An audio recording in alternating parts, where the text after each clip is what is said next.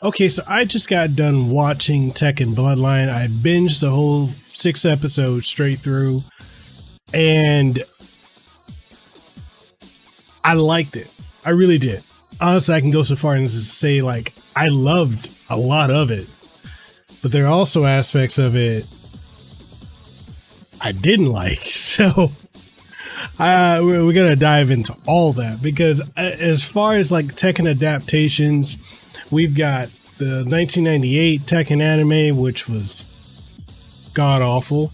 We also got the was it 2000? Was it 2009, 2010 Tekken Bloodline Retribution?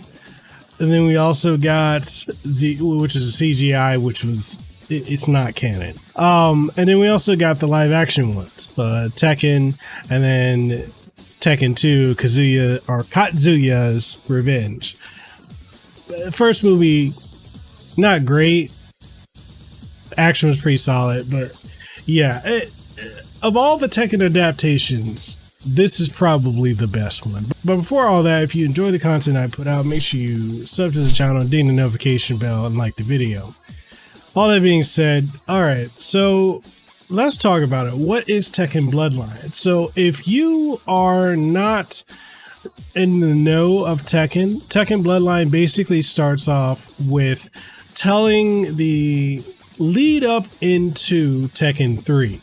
Now, Tekken 3 was the entry in the series that just took off and really is what made Tekken mainstream for a number of reasons. I mean, you had fresh new blood, and that was back when all fighting games were basically throwing in brand new characters. Like it was basically the next generation.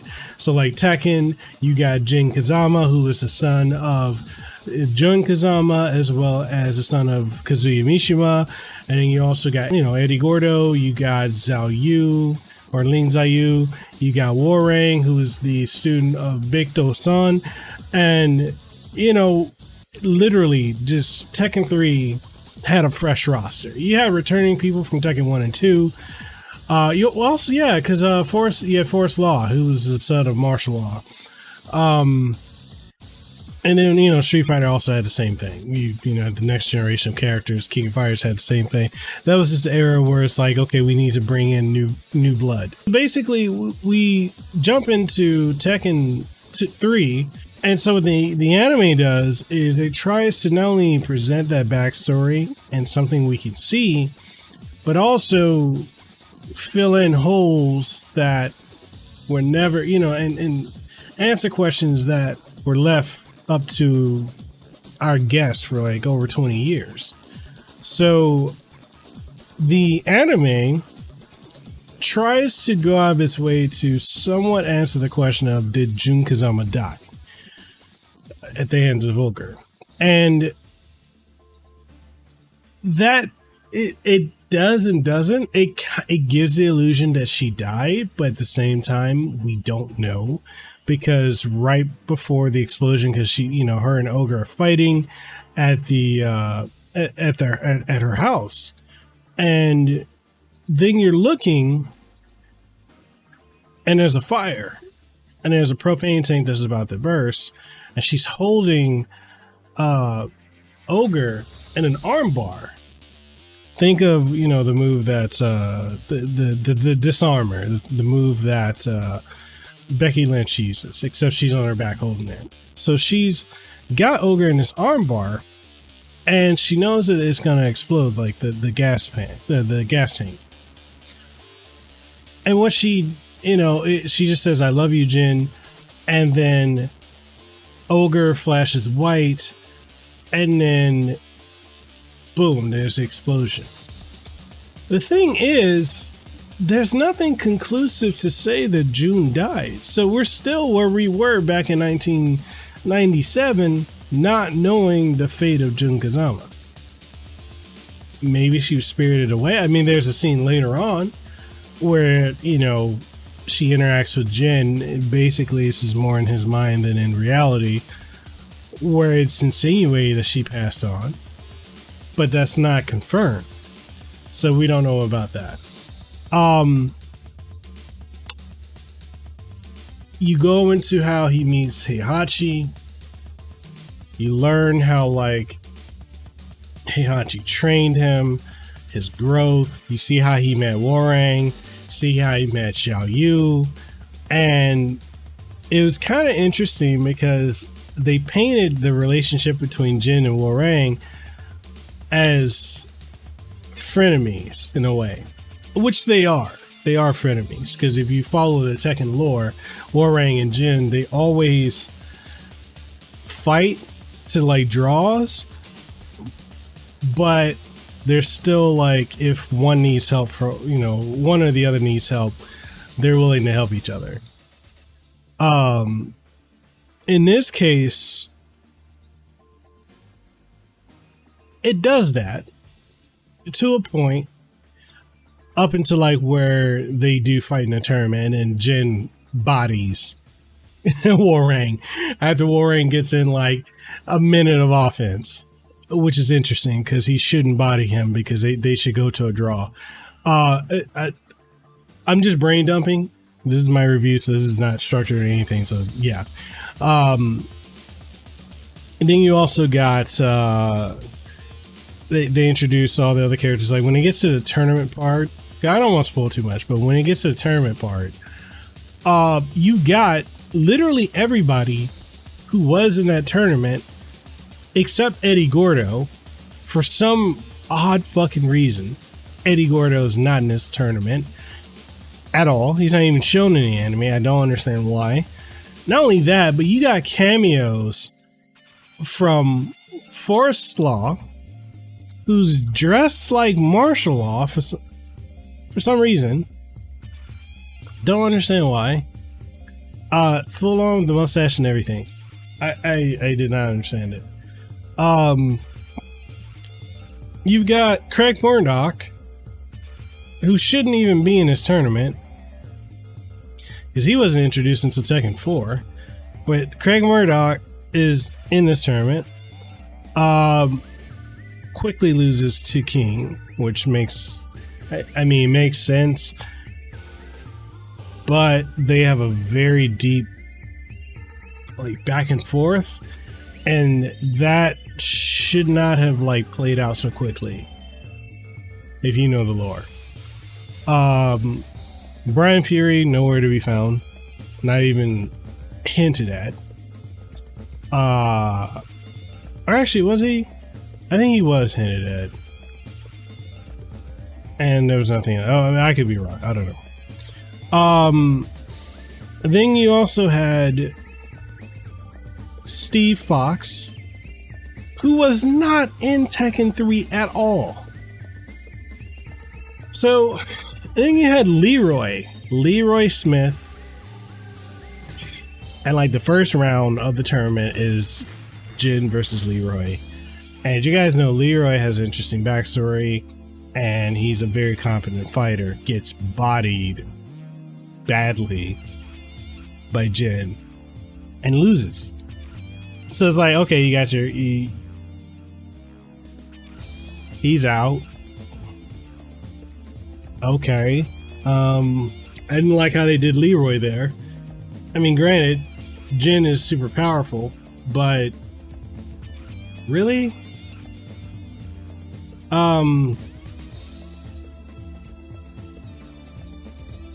I mean, Kuma's in here, but you rarely ever see Kuma. I know Paul beats Kuma, which is interesting because Paul technically won Tekken 3, and he gets bodied by King of all characters.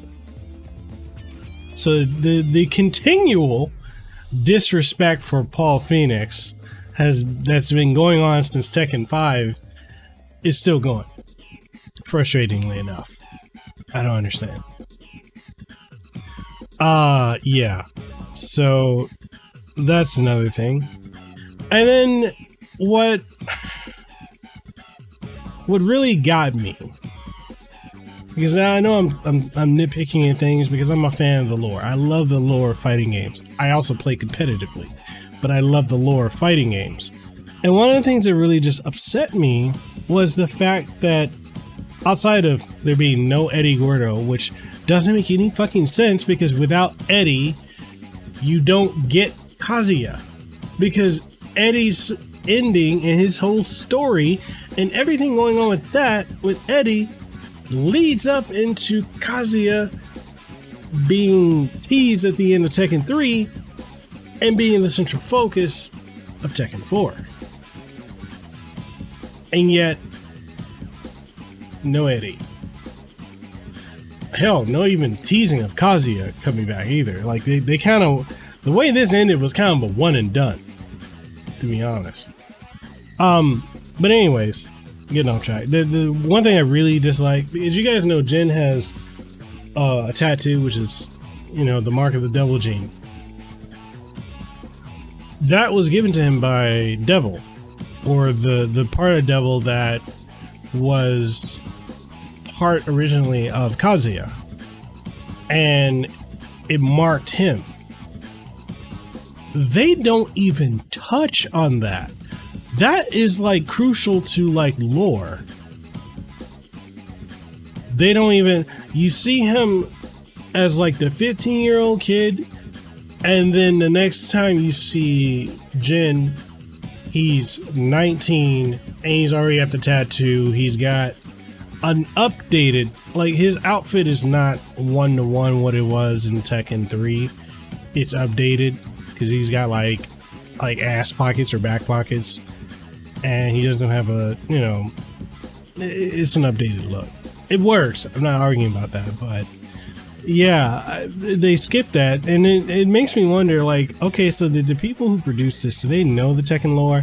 I know they worked with Harada, and a lot of my complaints with Harada with Tekken has been how nonsensical he's made the plot since he's taken over for it, and it really lost its tone and sense post Tekken 4. Tekken 4, I don't care what anyone says, you can argue with me with this, but Tekken 4 was pinnacle Tekken for me, like, plot wise. Gameplay was also amazing, even though it was kind of shat on at the time.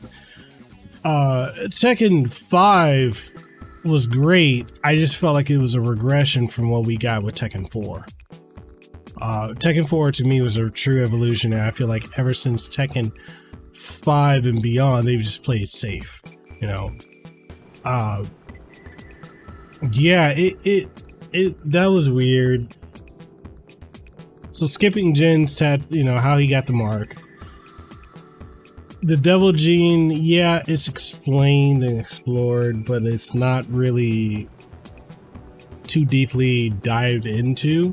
But like, they set up the premise, they made it seem realistic, like, okay, this tournament's going on, we got a referee, like, it kind of had a real UFC type of feel to it, which I liked. But, you know, skipping the branding of the devil mark and completely omitting Eddie from this entirely, adding in characters that have nothing to do with the plot. I don't even know why Kuma is even in the promotional artwork when he's not even barely ever seen in this anime. Same thing with Leroy. He's literally got the first, he's got, like, when the tournament starts, so I want to say like episode 3 going into 4, that's Leroy, and that's it, he's done, right? Julia Chang, which is another one. Why is Julia Chang wearing her outfit from Tekken 7? Is it because they don't want to get hit with, like, oh, we're using stereotypical, you know, because she's adopted daughter of Michelle Chang, but she's also Native American, right? So her outfit in Tekken 3 is Native American. So maybe they just didn't want to get hit with cultural appropriation, or trying to explain why her name is Michelle Chang, but she's dressed like a Native American. Even though they do acknowledge the fact that she's Native American. So I don't know. I don't understand. That was weird. Paul Phoenix presented like a badass until he jobbed him out. I like the voice actors. Oh, actually, let's talk about that. Voice acting was actually really, really good. I really enjoyed the voice acting. It was oddly stilted at points. Like there are points where it's like they're saying things, but then they would like pause. So it begins. You know, they're talking like they're Triple H. So I'm the game. You know what I mean, right? So it's weird. Nina Williams loses to Zhao Yu. Why? Why? Why?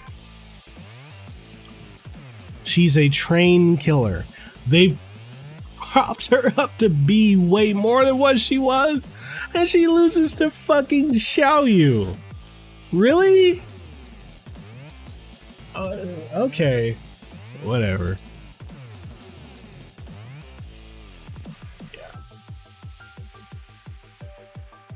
Yeah.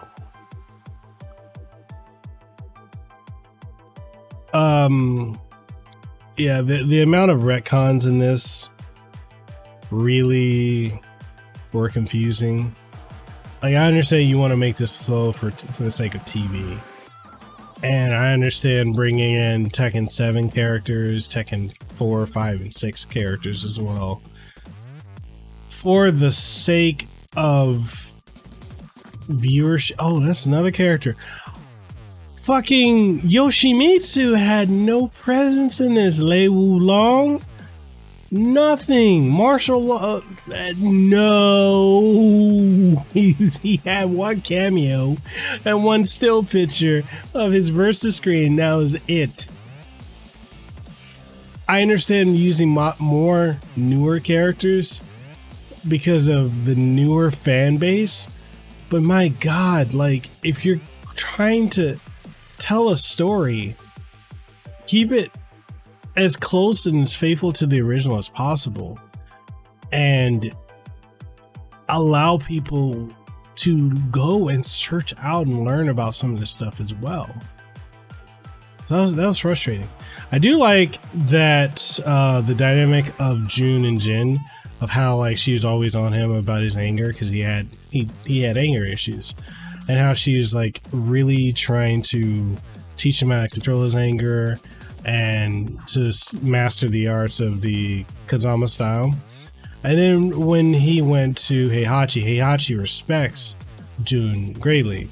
He even said like she's a wise woman. But one of the things that was really interesting was how he really talked down about her pacifism, right? And he was really ruthless. I like the depiction of Heihachi in this. I just really think it's odd that you don't really show any redeeming qualities about Heihachi when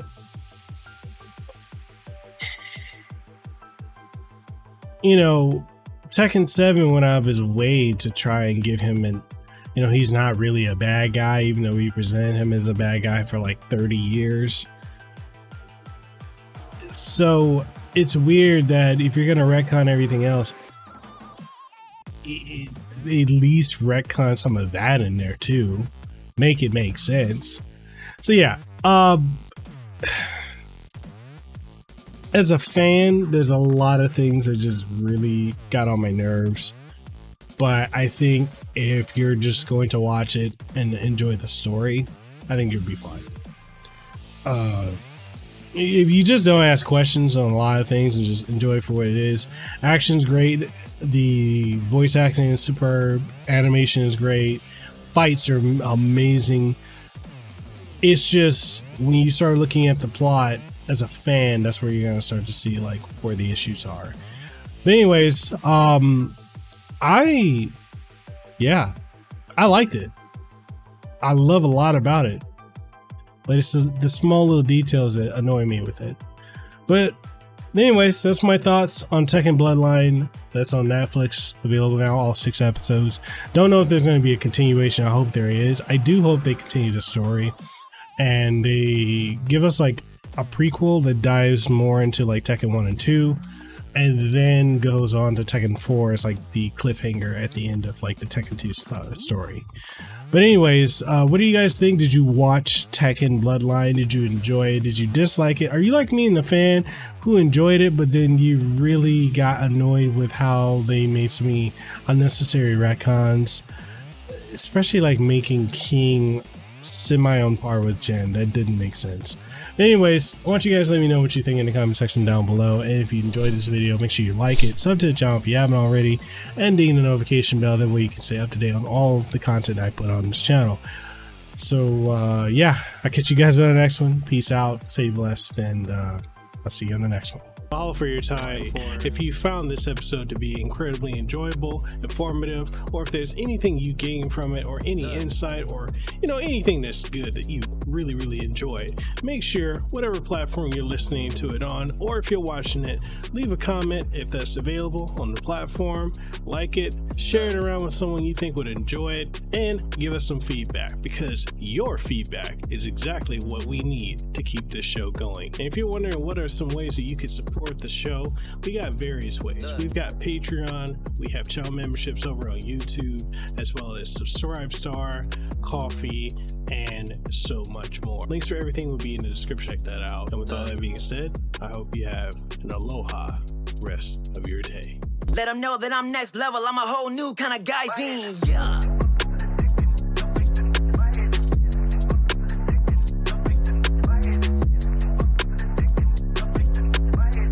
Yes, at the top spot, in case you forgot.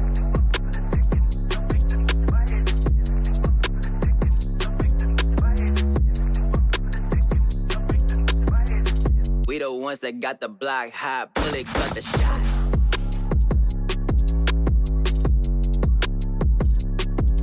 Yeah.